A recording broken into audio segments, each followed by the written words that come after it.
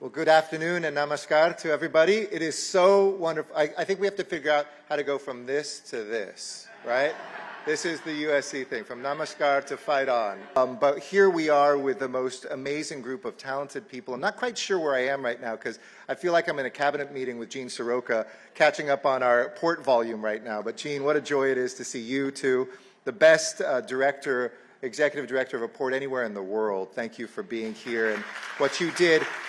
Speaking of COVID, not just in the port making it the #1 port in the Western Hemisphere, but remember when we couldn't buy masks for less than $10? I said, I know a guy who knows a thing or two about logistics. And Jean became the chief logistics officer during that pandemic. It's about tapping talent that you know around you as a leader.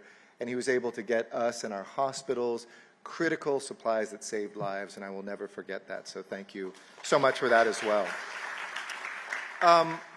Welcome everybody who is here. I hope this becomes part of a long tradition of USC in India, and to see the work that we have had since 1920 when India has been at USC and Indians, and now increasingly as Indian alums and non-Indian alums come here to India.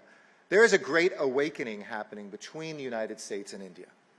It's not just the president. I'll tell you, I'll let you in on something. When the president asked me to consider this job, he said, it's the most important country in the world to me. Now, this is Joe Biden, so I figured he said that to the Liechtenstein ambassador nominee. He's just trying to convince you to come. But then I heard him say it privately with Prime Minister Modi during the state visit. I heard him say it privately when he came here during G20. He really feels that. And there's never been a president in history of the United States of America that has recognized this relationship as the most consequential one. And I believe that too, or else I wouldn't have taken this job. I've been describing recently this not as an additive relationship of India plus the US, it is a multiplicative relationship.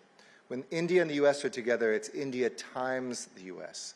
Whether it was our dual diplomacy in G20, whether it's the work that we're doing in the health sphere, whether it's the way that we can look at trying to build peace into the world, the 4 Ps, as I call them,